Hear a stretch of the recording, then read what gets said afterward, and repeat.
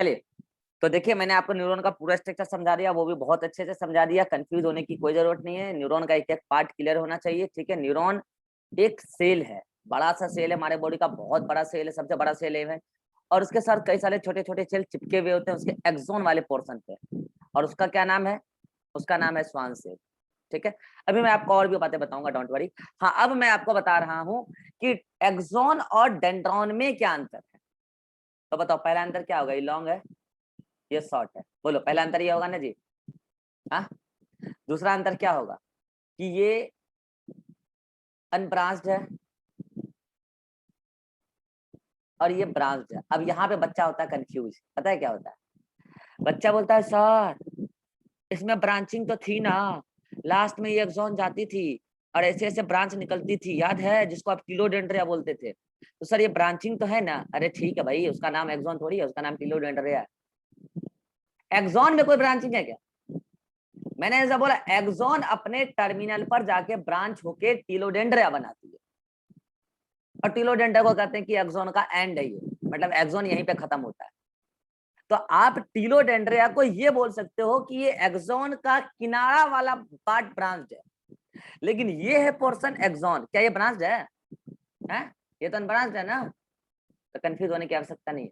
फिर बच्चा बोलता है सर डेंड्रॉन में ब्रांचिंग कहाँ थी, डेंड्राइट्स में ब्रांचिंग थी। अरे बात है, ये देखो क्या है, ये देखो, ये डेंड्रॉन था ना, याद करो, ये एक डेंड्रॉन, 2 3 4 5, ये डेंड्रॉन है, कई सारे नंबर है उसके। डेंड्रॉन ही ना अपना ब्रांचिंग निकाल के डेंड्राइट्स बनाता है वे। कैसे समझाऊं मैं तो? हाँ, डेंड्रॉन डेंड्राइट्स में अंतर पूछेंगे तो ये बोलना कि डेंड्राइट्स अपना ब्रांच फर्दर और निकालती है, डेंड्राइट्स अपना ब्रांच फर्दर निकालती है। लेकिन ये सिंगल डेंड्रॉन अगर कंसीडर किया जाए, ये सिंगल डेंड्रॉन अगर कंसीडर किया जाए तो इसका कोई ब्रांच नहीं है। लेकिन अगर मैं डेंड्रॉन और एक्सोन में कंपैरिजन कर रहा हूं, डेंड्राइट्स की बात ही नहीं लिख रहा हूं मैं यहाँ पे, तो मैं ये बोलूंगा कि डेंड्रॉन ने अपना ब्रांच निकाल के डेंड्राइट्स बनाया। कितने लोगों को मेरा बात समझ में आ गया? हाथ खड़ा कीजिए। कितने लोगों को मेरा, वैसे आपसे ये बात कोई पूछेगा नहीं, बस जस्ट आपके इन्फॉर्मेशन के लिए मैं बता दिया। ठीक है, तो ये ब्रांच है। दूसरा बात, इसका नंबर सुनेगा ध्यान से मैं क्या बोल रहा हूँ। ये इसका नंबर हमेशा सिंगल होता है, 1 in 1 न्यूरॉन, हमेशा 1 in 1 न्यूरॉन। और इसका नंबर वेरी करता है, मोर देन 1 बट वेरी करता है। मोर देन 1 भी हो सकता है, या 1 भी हो सकता है, या 0 भी हो सकता है। ठीक है, वेरी करता है उसका नंबर। अगला बात, इसका जो ये एक्सोन किस करंट का फॉर्मेशन करता है? Action potential. और ये ग्रेडेड पोटेंशियल। ये एक्शन पोटेंशियल का कंडक्शन कैसा कराता है? जल्दी बोलो ज्योति, एक्सोन कैसा कंडक्शन कराता है? अरे बोलो ना जी। सर वो टाइम इंडिपेंडेंट करवा, कैसा? टाइम इंडिपेंडेंट करवाता है। सेंट्रीपिटल या फ्यूगल, ये बताओ। अच्छा, वो सेंट्रीफ्यूगल। और ये वाला सेंट्रीपिटल का। बस ये बेसिक अंतर है, ये सभी को समझ में आ जाना चाहिए। बोलिए, अंतर सभी को समझ में आ गया? चलिए, यहां तक वाले पार्ट में अभी भी अगर किसी को कोई डाउट है तो आप बेहिचक बोल सकते हैं, क्योंकि अब जो हम आगे बढ़ेंगे एक अलग सेगमेंट की तरफ बढ़ेंगे। जल्दी से बोलिए अगर कोई भी डाउट हो तो, जल्दी से।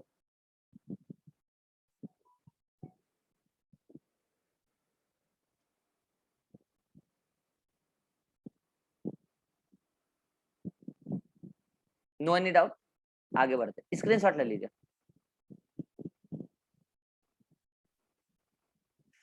आगे बढ़ते हैं। अब आप याद कीजिए, मैंने हेडिंग क्या डाला था 2 दिन पहले, याद है किसी को?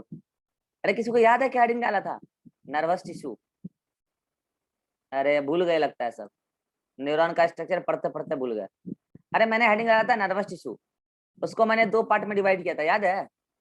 एक बोला था न्यूरॉन्स, याद है? और एक बोला था न्यूरोग्लियल सेल, याद है? न्यूरॉन का स्ट्रक्चर हमने पढ़ लिया, इसके टाइप्स नहीं पढ़े, पढ़ेंगे अभी, रुक जाओ। न्यूरॉन का स्ट्रक्चर हमने पढ़ लिया। अब देखते हैं न्यूरोग्लियल सेल। हमने कहा था न्यूरोग्लियल सेल काफी नंबर में कम होते हैं न्यूरॉन के तुलना में, काफी कम, सॉरी सॉरी, नंबर बहुत ज्यादा होते हैं, साइज काफी छोटा होता है। ठीक है, अब मैं आज आपको बताने वाला हूँ न्यूरोगिलल सेल के बारे में। तो हेडिंग लगाइए न्यूरोगिलल सेल, हेडिंग लगाइए न्यूरोगिलल सेल। तुमको समझ में आता है जी सुमन? सर रिकॉर्डिंग देखना पड़ता है। रिकॉर्डिंग देखना पड़ता है दोबारा? यस सर, लिखने में थोड़ा दिक्कत होती अच्छा, लिखने में दिक्कत होता है। वो तुमको अभी पढ़ने का तरीका Yes. नहीं ना बताया है, इसलिए तुम रिकॉर्डिंग दोबारा देख के टाइम पास कर रहे हो। ठीक है, हम तुमसे क्लास के बाद बात करेंगे। क्लास में जो बताते हैं वो समझ में आता है? है। Yes sir. हाँ, तो रूम पे दोबारा रिकॉर्डिंग देखने की जरूरत नहीं हो, तुमको हम बताएंगे कैसे पढ़ना है रूम पे। दोबारा देखोगे तो टाइम पास हो जाएगा। चलिए, हाँ, तो ये हुआ न्यूरोगिलल सेल। आइए न्यूरोगिलल सेल्स का हम टाइप बताते हैं, सुनिएगा ध्यान से बच्चे। न्यूरोगिलल सेल के टाइप के बारे में जब भी हम बात करते हैं ना, तो हम सीएनएस और पीएनएस दोनों में अलग अलग तरीके से बात करते हैं। फिर बोल रहा हूँ, न्यूरोगिलल सेल सीएनएस में अलग टाइप का है और पीएनएस में अलग टाइप। सीएनएस क्या होता है, पीएनएस क्या होता है, मैं नहीं बताने वाला हूँ, और मुझे पता भी नहीं है क्या होता है सीएनएस पीएनएस, मुझे भी नहीं पता, आपको भी नहीं पता, तो जाओ। ठीक है, बस मैं इतना बोलूंगा कि न्यूरोगिलल सेल सीएनएस में अलग टाइप का होता है और न्यूरोगिलल सेल पीएनएस में अलग टाइप का होता है। ठीक है भाई, इन सीएनएस और इन पीएनएस। अब मैं आपको बता रहा हूं सीएनएस के अंदर ये जो न्यूरोगिलल सेल है, सीएनएस के अंदर न्यूरोगिलल सेल और पीएनएस के अंदर न्यूरोगिलल सेल। सीएनएस के अंदर ये न्यूरोगिलल सेल्स 3 टाइप की होती है। कितने टाइप की? 3 टाइप की होती है। तो मैं उस तीनों टाइप की चर्चा मैं आपके साथ यहाँ पे करूंगा। 3 टाइप की होती है न्यूरोगिलल सेल, 1, 2 और 1, 3। और यहाँ पे न्यूरोगिलल सेल्स एक ही प्रकार का होता है। पहले सभी का नाम लिख देते हैं। ओके, नाम लिखें। सीएनएस में जो पहला नंबर ऑफ न्यूरोगिलल सेल है उसका नाम है एस्ट्रोसाइट। क्या नाम है? एस्ट्रोसाइट। दूसरा जो है उसका नाम है ओलिगो, ओलिगो DNDRI, ओलिगोडेंड्रोसाइट, या इसी को कई बार ओलिगोडेंड्राइट्स भी कह देते हैं। ठीक है, तीसरा जो है उसका नाम है माइक्रोग्लियल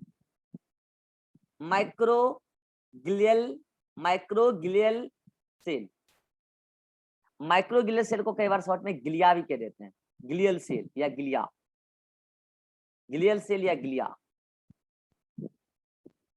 ठीक है, और इधर एक ही प्रकार का है जिसका नाम है Schwann cell, SCHWN, Schwann cell.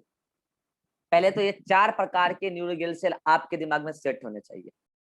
CNS में 3 प्रकार का, पीएनएस में एक ही प्रकार का है न्यूरोगिलल सेल जिसका नाम क्या है, स्वान सेल। अब आइए सभी के बारे में एक एक करके हम पॉइंट को डिस्कस करते हैं। पहले हम पीएनएस वाला खत्म कर लेते हैं। देखिए भाई साहब, ये स्वान सेल क्या करता है, जो न्यूरॉन्स होते हैं ना उसके एक्सॉन के साथ अटैच्ड पार्ट में मिलता है। तो इसके बारे में एक पॉइंट क्या लिखेगा, attach with which part of neuron? Shivanand,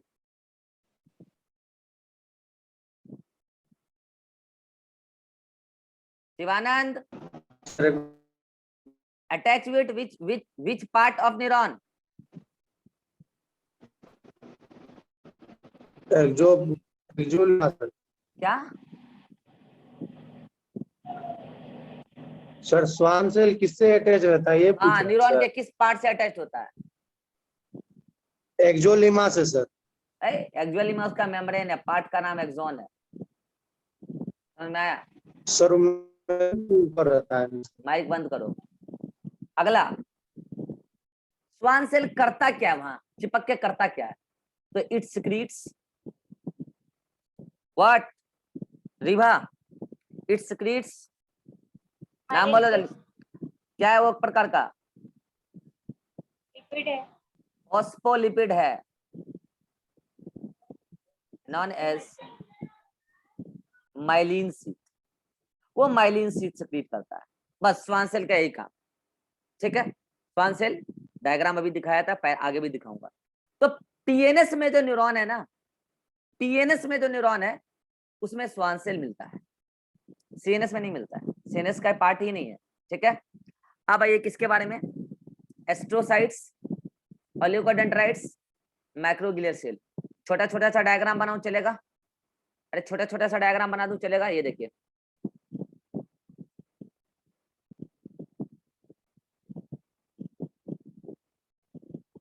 कितनों को तारा जैसा लग रहा है? हाथ खड़ा कीजिए। तारा जैसा है, ठीक है। दूसरी बात,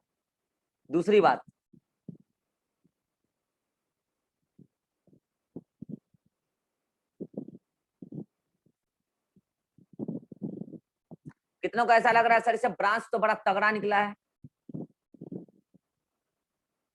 तो बस हो गया, 2 पॉइंट खत्म हो गया। पहला बात तो क्या लिखेगा, स्टार शेप, स्टार शेप्ड। दूसरा पॉइंट क्या लिखेगा, हैव न्यूमेरस, न्यूमेरस का मतलब होता है बहुत सारा, हैव न्यूमरस क्या, डेंड्रॉन डेंड्राइट्स क्या, डेंड्राइट्स, हैव न्यूमेरस डेंड्राइट्स। ठीक है, और तीसरा पॉइंट ये लिखिएगा, जितने भी, सुनेगा ध्यान से क्या बोल रहा हूं, जितने भी माइक्रोग्लियल सेल हैं उसमें से सबसे बड़ा यही होता है। माइक्रोग्लियल सेल न्यूरॉन की तुलना में काफी छोटी होती है। हेलो, माइक्रोग्लियल सेल न्यूरॉन की तुलना में काफी छोटी होती है, लेकिन जितने भी माइक्रोग्लियल सेल है उसमें सबसे बड़ा एस्ट्रोसाइट होता है। कितनों को पल्ले पड़ गई?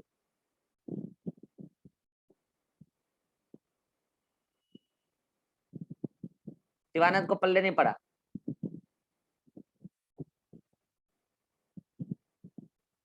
शिवानंद, एक बार बताओ शिवानंद, जब तुम्हारा नाम लेते हैं तो तुम माइक देर से क्यों ऑन करते हो? टाइम पास होता है पूरी क्लास का। या तो तुम्हारा माइक खराब है जो तुम ठीक नहीं करा रहे हो, या नहीं तो तुम एक्टिव नहीं रहते हो क्लास में। तुम्हारा नाम लेते हैं और तुम माइक दे, अभी भी देखो उसका माइक ऑन नहीं है, नाम उसी का ले रहे हैं। तो बंद करना पड़ता है सर, उसके बाद बंद करना और ऑन करना, और बच्चे देखते हो कितना फास्ट करते हैं। या तो तुम अपने फोन को बहुत दूर रखते हो। समझ में आया क्या बोले हम? लार्जेस्ट माइक्रोग्लियल सेल एस्ट्रोसाइट के बारे में जो पॉइंट बोले, समझ में आया? सर वो लार्जेस्ट माइक्रोग्लियल सेल एक बार और बोलते हैं। वही तो तुमसे पूछ रहे थे जब तुम सो रहा था। जब तुम्हारा नाम लेते हैं तब तो तुम सो रहे होते हो।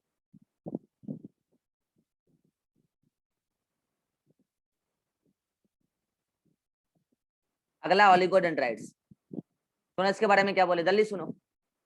और आज के बाद जिसका भी नाम लेंगे वो तुरंत माइक ऑन करके जवाब देगा, सोया नहीं रहेगा। और माइक वाइक खराब है तो क्लास ठीक कराइए, मतलब अपना माइक वाइक ठीक कराइए। आप लोग क्लास में रिस्पॉन्स ढंग से देते नहीं है और टाइम पास होता है। जिसका नाम लेते हैं वो 4 मिनट बाद कैमरा ऑन करता है और 4 मिनट बाद साउंड ऑन करता है। ऐसे थोड़ी होता है यार। अगर कोरोना आ गया है तो आपको भी अपने कॉम्प्रोमाइज करना पड़ेगा ना भाई। अगर आपका नाम लिया जा रहा है तो आपको फास्टली बोलना पड़ेगा। आप ही का दोस्त है वो सुमन, बोलते हैं तुरंत माइक ऑन करता है, तुरंत जवाब देता है, तुरंत माइक बंद करता है। और तुम्हारा तुम्हारा हम 3 महीना से देख रहे हैं, धीरे धीरे बोलता है, आराम से माइक ऑन करेगा, करेगा नहीं करे पहले सोचेगा, माइक ऑन करेगा नहीं करे पहले सोचेगा। तुमको तुम्हारा वीडियो खुद दिखाएंगे, देखना हंसी लगेगा तुम्हें। तुम्हारा नाम ले रहे हैं, तुम कैमरा ऑन नहीं कर रहा है, कैमरा ऑन रहता है, साउंड ऑन नहीं कर रहा है। तो ये चीज आगे से नहीं होना चाहिए। चलो बता रहे हैं, हम ये बताना चाह रहे थे कि माइक्रोग्लियल सेल ये न्यूरॉन की तुलना में छोटी होती है। ओके, न्यूरोग्लियल सेल न्यूरॉन के तुलना में छोटी होती है।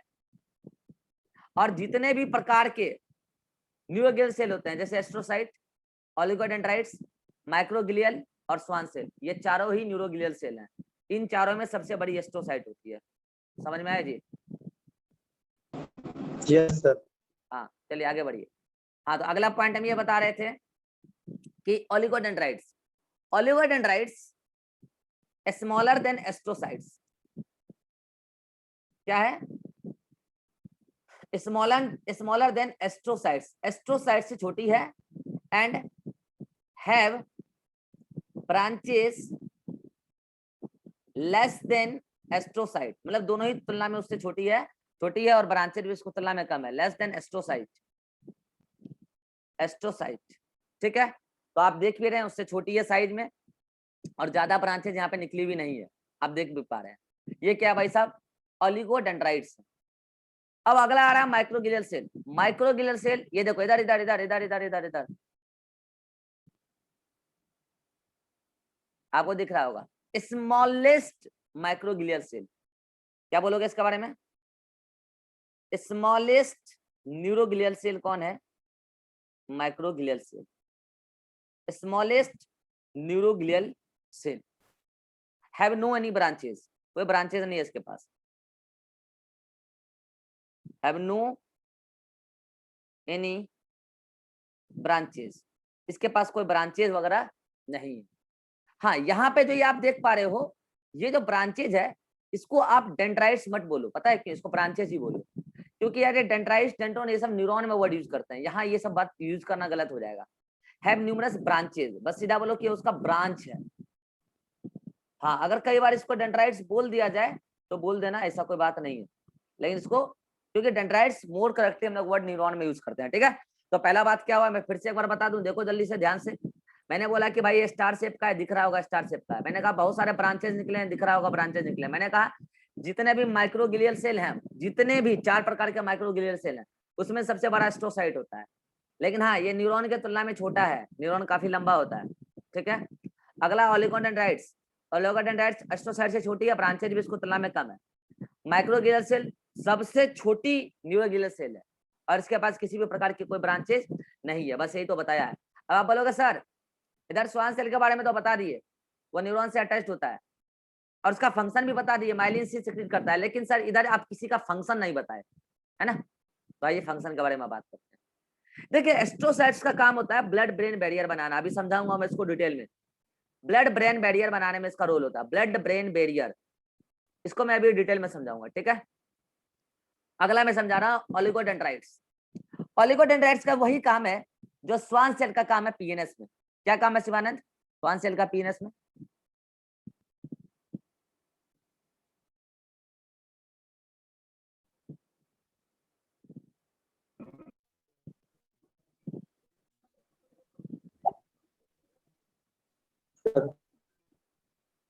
तुमसे क्वेश्चन ही नहीं करेंगे अब, तो माइक बंद करो।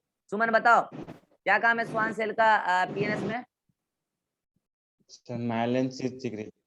देखो तुम्हारा दोस्त कैसे जवाब देता है तुरंत। भाई आपका प्रॉब्लम है, प्रॉब्लम को दूर करके आइए ना यार, ऐसे थोड़ी होता है, ऐसा नहीं होता है क्लास। ठीक है, हाँ, तो इसका काम श्वान सेल का काम है माइलिन से सिक्रीट करना पीएनएस में। वही काम ओलिगोडेंड्राइट्स का है सीएनएस में। तो क्या बोलोगे? Secretes a phospholipid, secretes a phospholipid known as myelin sheath, known as myelin sheath. तो एक बात बताइए, आपके एनसीईआरटी में जो डायग्राम दिया है, जो अभी आपको मैंने दिखाया था लास्ट मीटिंग में, आपके एनसीईआरटी में जो डायग्राम दिया है वो डायग्राम पीएनएस के न्यूरॉन का है या सीएनएस के न्यूरॉन का है या कह नहीं सकते? 3 ऑप्शन आपके पास, सब लोग अपना अपना आंसर बताइए। जो एनसीईआरटी में न्यूरॉन का डायग्राम दिया है, ए ऑप्शन कि वो सीएनएस का है, बी ऑप्शन कि वो पीएनएस का है, और सी ऑप्शन दोनों में से किसी का नहीं है। एबीसी में आंसर दीजिए फटाफट चैट में जल्दी से।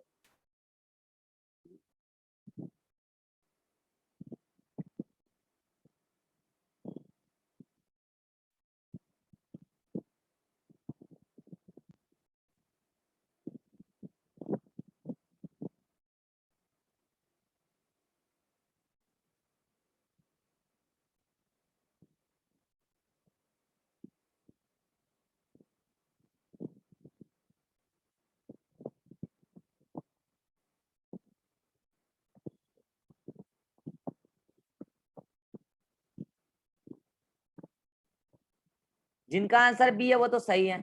अब हमको ज्योति और रिवा एक बात बताओ, वो तुम्हें सीएनएस का कैसे लगा? एक बात बताओ।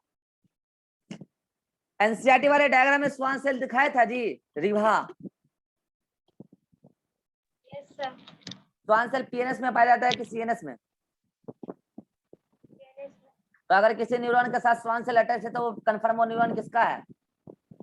सर हम ऑप्शन सुने, हम बोला बी ऑप्शन है सीएनएस। वहां लिखा हुआ है देखो ना, वहां साइड में। ज्योति समझ में आया जी? Yes sir. तो वो न्यूरॉन पीएनएस का है। कई बार आपको ये डायरेक्ट न्यूरॉन देख के पूछ लेगा पीएनएस का है कि सीएनएस का है, आप तो बस श्वान सेल देख लेना। और ध्यान रहे श्वान सेल की मेम्ब्रेन को न्यूरीलिमा कहते हैं। तो अगर न्यूरीलिमा मिल गई मतलब वो न्यूरॉन पक्का किसका है, पीएनएस का। ओलिगोडेंड्राइट्स के मेम्ब्रेन को न्यूरीलिमा नहीं कहते, श्वान सेल की मेम्ब्रेन को कहते हैं। ठीक है, बाकी इसके बारे में चर्चा आगे भी करूंगा।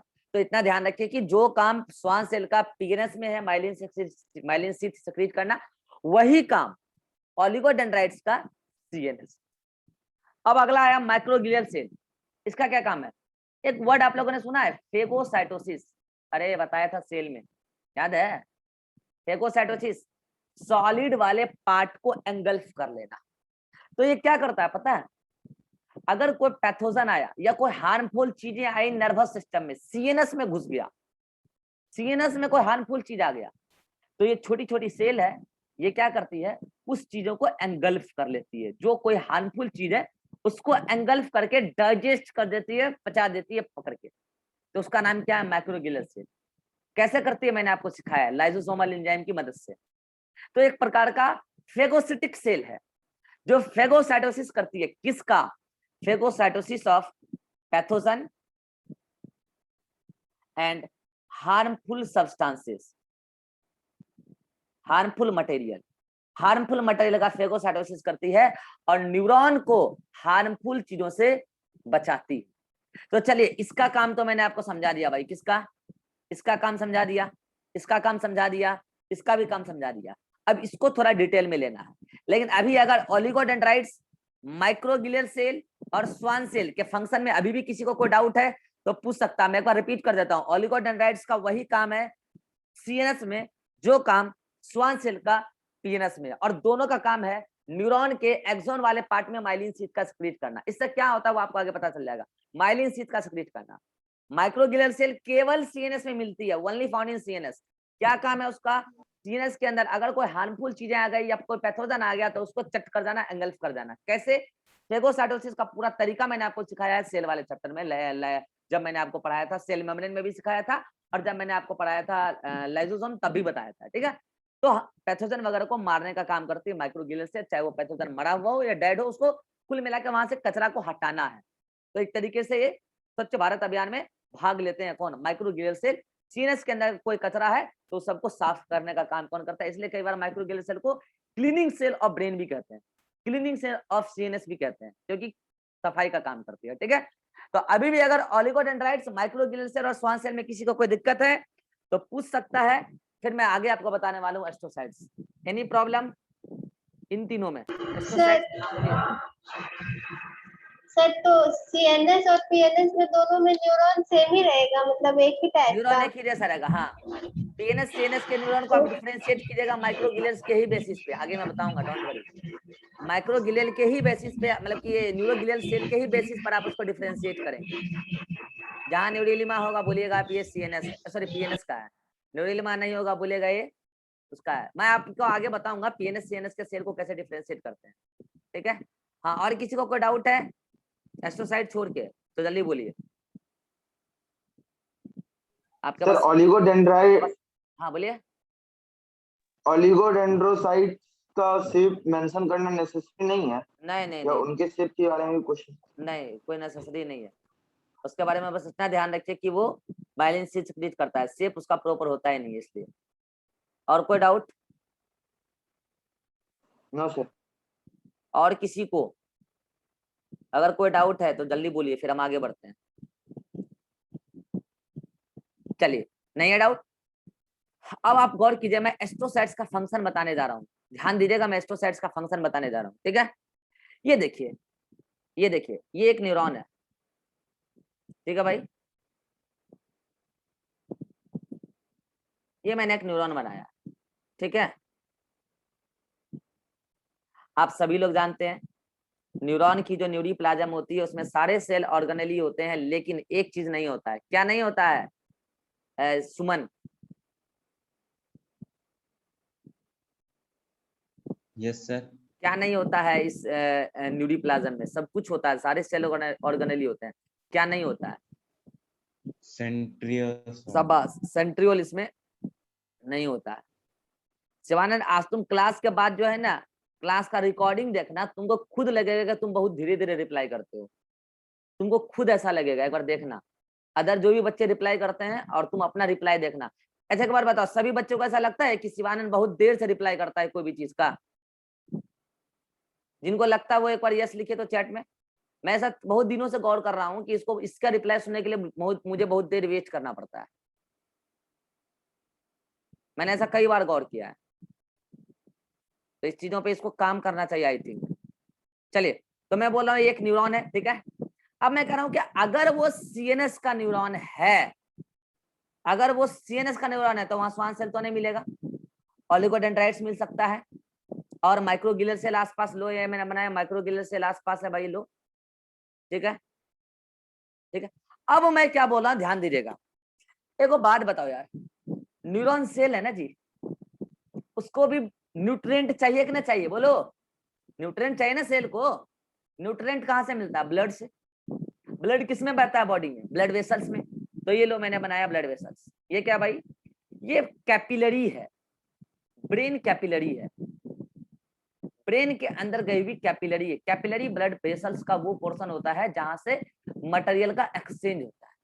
तो मैंने इसको क्या बोला कि ब्रेन ब्लड कैपिलरी, ब्रेन का ब्लड कैपिलरी है, और ब्रेन सीएनएस का पार्ट है, आपको पता है, ठीक है। तो इसमें क्या बह रहा है भाई? मटेरियल बह रहा है, इंपॉर्टेंट सब्सटेंस है, कुल मिलाकर इसमें ब्लड बह रहा है, न्यूट्रिएंट है इसी में, ठीक है। तो मैंने कहा कि भाई ये क्या है? ये ब्लड है। अब एक बात बताओ, ब्लड के पास न्यूट्रिएंट तो होता ही है भाई, क्या केवल न्यूट्रिएंट होता है? हार्मफुल चीजें नहीं होती क्या ब्लड में? आपको पता है ब्लड बॉडी में जितना कचरा बनता है ना वो सब भी ब्लड में डालते हैं, और अगर कोई पैथोजन आ गया तो वो भी ब्लड में है। कोई टॉक्सिक चीज बॉडी में बन रहा है कहीं पे तो वो भी ब्लड में है। तो हैव मेनी पैथोजन, बहुत सारे पैथोजन भी हैं, एंड हार्मफुल सब्सटेंसेस जिसको आप टॉक्सिन बोलोगे, और नर्वस सिस्टम के लिए अगर वो टॉक्सिन होगा तो उसको आप बोल सकते हो न्यूरोटॉक्सिन। बहुत सारे न्यूरोटॉक्सिन जो नर्वस सिस्टम को हार्म कर सकते हैं, वो भी चीज इसी ब्लड में है, ठीक है। आप समझिएगा, मैंने कहा कि इसमें न्यूट्रिएंट भी है। मैंने क्या बोला? इसमें न्यूट्रिएंट भी है। तो न्यूट्रिएंट तो यहाँ से निकल के कहाँ जाना चाहिए? जल्दी बोलो, जाना चाहिए कि नहीं जाना चाहिए न्यूरॉन में?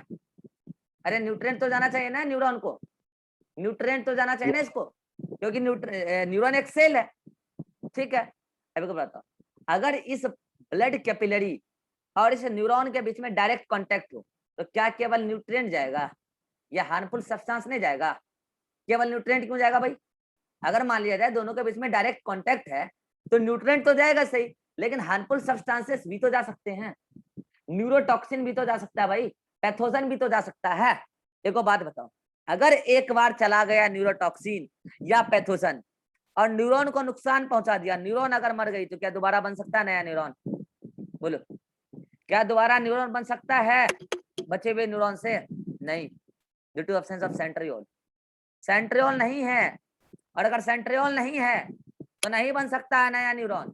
तो बताइए, ऊपर वाले ने बड़े सोच समझ के हमें भेजा हुआ कि नहीं, कि ऐसे सेल जिसको दोबारा नया बनने की कैपेबिलिटी नहीं है उसको बचा के रखना है। तो भगवान भी होशियार है, उन्होंने क्या किया, हमें बनाने वक्त हमारे इस ब्लड कैपिलरी और न्यूरॉन के सेल्स को डायरेक्ट कांटेक्ट में रखा ही नहीं। बोला डायरेक्ट कांटेक्ट रख दूंगा ना तो खतरा है, न्यूट्रिएंट तो जाएगा सही, लेकिन टॉक्सिन भी जा सकता है, पैथोजन भी जा सकता है। तो एक सेल बनाया भगवान ने और उसका नाम था एस्ट्रोसाइट्स। बोला एस्ट्रोसाइट्स तुम इस बीच में आओ, इन दोनों के बीच में आओ। बोला एस्ट्रोसाइट्स तुम इन दोनों के बीच में आओ, बोला तुम इन दोनों के बीच में आओ और अपना ब्रांचेस निकालो तगड़ा वाला, अपना ब्रांचेस निकालो तगड़ा वाला, और इस एक्सॉन को चारों ओर से क्या करो, ऐसे ऐसे रैप कर लो, ऐसे ऐसे क्या करो, रैप कर लो भाई, इधर से ऐसे रैप कर लो, ऐसे देख रहे हो, इस टाइप से, इस टाइप से, इस टाइप से क्या करो, उसको आप रैप कर लो भाई, ठीक है। और बोला कि आप अपने प्रोसेसेस के माध्यम से, जो आपके प्रोसेसेस एक तरफ ब्लड कैपिलरी में है, वहां से आप क्या करो, न्यूट्रिएंट को एब्जॉर्ब करो, कर लिया एब्जॉर्ब। अब उसको आप एब्जॉर्ब करने के बाद अपने अंदर होते हुए यहां भेज दो। और मैं आपको एक टेंडेंसी दे रहा हूं, भगवान बोल रहे हैं किसको, एस्ट्रोसाइट्स को। एस्ट्रोसाइट्स मैं आपको ये टेंडेंसी दे रहा हूं कि आपके इस मेम्ब्रेन से टॉक्सिक मटेरियल अंदर नहीं जाएगा, न्यूरोटॉक्सिन नहीं जाएगा, पैथोजन नहीं जाएगा, केवल और केवल न्यूट्रिएंट जाएगा। मैं आपकी मेम्ब्रेन को बड़ा स्पेसिफिक बना दे रहा हूं। आप ब्लड से केवल न्यूट्रिएंट ले पाएंगे, जहर नहीं ले सकते, पैथोजन नहीं ले सकते, कुछ भी नहीं ले सकते। आप तो बस न्यूट्रिएंट ले सकते, और आप वो न्यूट्रिएंट खुद भी यूटिलाइज कर लीजिएगा थोड़ा बहुत, और बाकी के न्यूट्रिएंट आप न्यूरॉन को ट्रांसफर कर दीजिएगा। न्यूरॉन को बैठे बैठे अपना मटेरियल मिल जाएगा। तो बताइए, इन दिस मैनर ये जो एस्ट्रोसाइट्स हैं, ये क्या है? एस्ट्रोसाइट्स का ये तो पूरा एक कलेक्शन है।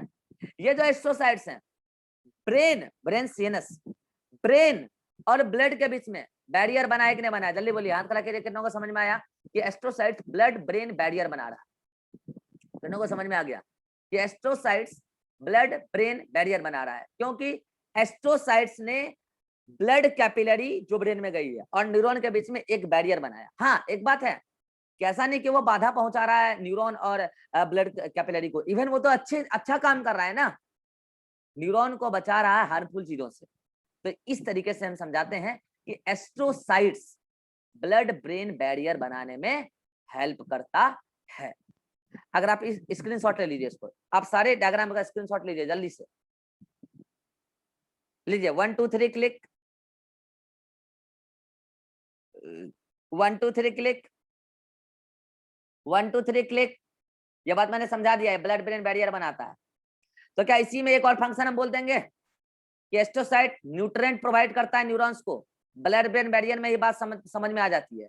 Provides nutrient to neuron, CNS के न्यूरॉन को provides nutrient to neuron, neuron को न्यूट्रिएंट देता है, ठीक है, और हार्मफुल चीजों से बचाता है ब्लड ब्रेन बैरियर। कोई पूछेगा, ये लीजिए स्क्रीनशॉट अगला, कोई पूछेगा ब्लड ब्रेन बैरियर क्या है, तो आप बोलेंगे एस्ट्रोसाइट। और एस्ट्रोसाइट के जो प्रोसेसेस हैं, जो न्यूरॉन को रैप कर रही है और ब्लड कैपिलरी को रैप कर रही है, इन सभी को एक साथ मिला के क्या बोलते हैं? ब्लड ब्रेन बैरियर बोलते हैं। एक साथ बोलते हैं इसको बीबीबी। तो अगर आपसे पूछेगा कि ब्लड ब्रेन बैरियर में क्या क्या है, तो आप बोलेंगे मिडिल में तो एस्ट्रोसाइट्स है, और अंदर की तरफ क्या है? न्यूरॉन, और बाहर की तरफ क्या है? ब्लड कैपिलरी है। और इस तरीके से ये बैरियर जो बीच में है, जहां पर एस्ट्रोसाइट्स और उसके प्रोसेसेस हैं, वो है ब्लड ब्रेन बैरियर। और ब्लड ब्रेन बैरियर का अंदर और बाहर मतलब दोनों किनारा कौन है? एक तरफ न्यूरॉन है और एक तरफ क्या है? Blood capillary. That's all. अगर आप इसको इसका स्क्रीनशॉट लीजिए जल्दी से। अगर आप इसको डायग्राम में समझना चाहते हैं तो मैं आपको एक डायग्राम दिखा रहा हूँ, जस्ट वेट।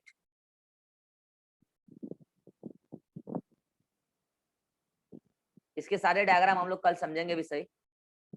ह्यूमन फिजियोलॉजी में मैं आपको बहुत सारे डायग्राम दिखाऊंगा, डोंट वरी। ऑनलाइन क्लास का एडवांटेज है, ऑफलाइन में उतना नहीं दिखा पाते थे हम लोग।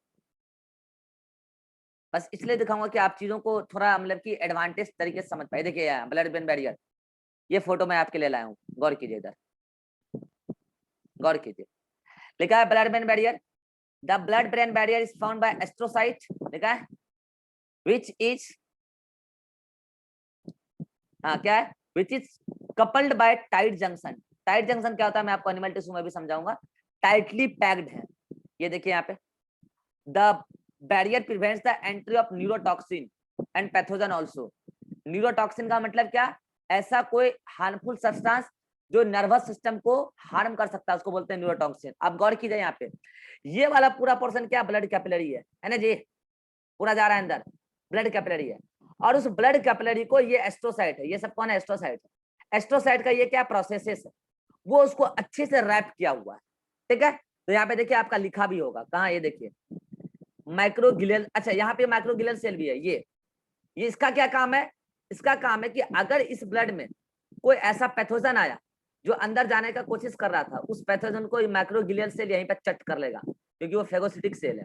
और बाकी अंदर जाएगा केवल क्या? अंदर जाएगा केवल न्यूट्रिएंट। तो लीजिए भाई, न्यूट्रिएंट अंदर भेज देंगे ब्लड से, ये ब्लड बह रहा है, अंदर से न्यूट्रिएंट चला जाएगा। इसका क्रॉस सेक्शन भी दिखाया है। क्रॉस सेक्शन में आप देखिए, सबसे बाहर की तरफ आपको क्या दिखेगा? खाली एस्ट्रोसाइट्स दिख रहा है। मैंने कहा ना बाहर की तरफ क्या? एस्ट्रोसाइट्स।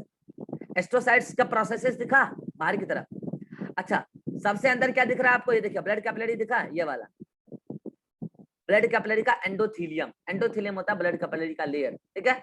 और ये देखिए इसके बीच में ये वाली सेल क्या है? ये माइक्रोग्लियल है। है ना।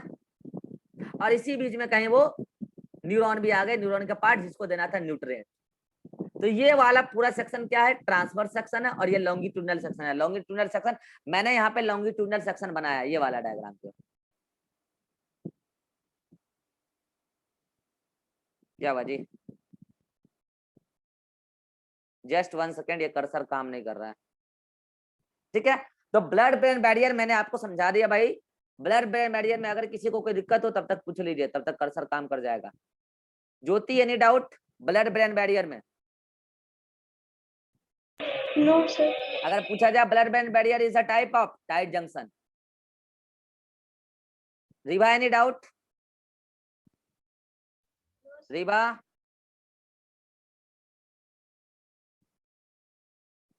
सुमन एनी डाउट? Yes sir. हाँ बोलो। सर वो जो एंट्रोसाइट में सब ब्रांचेस जो होता है। एस्ट्रोसाइट में? Yes sir. हाँ हाँ हाँ सब वो घिरा हुआ रहता है उसके चारों हाँ, मतलब तरफ हाँ हाँ, ऐसे न्यूरॉन्स ऐसे से। जैसे ये है ना एक्सोन है ना, तो उसको ऐसे घेरा रहता है ऐसे। वो सर न्यूट्रिएंट्स जो है सर वो नोड ऑफ रेनवियर के। मैं आपकी कोई बात नहीं सुन पा रहा हूँ, रुक जाइए, मेरा ये सिस्टम थोड़ा ये हो रहा है, फंस रहा है। ये अदर ऐप खुल गया मेरे से गलती से, इसकी वजह से ऐसा हो रहा है। हाँ अब ठीक हो गया, चलिए बोलिए।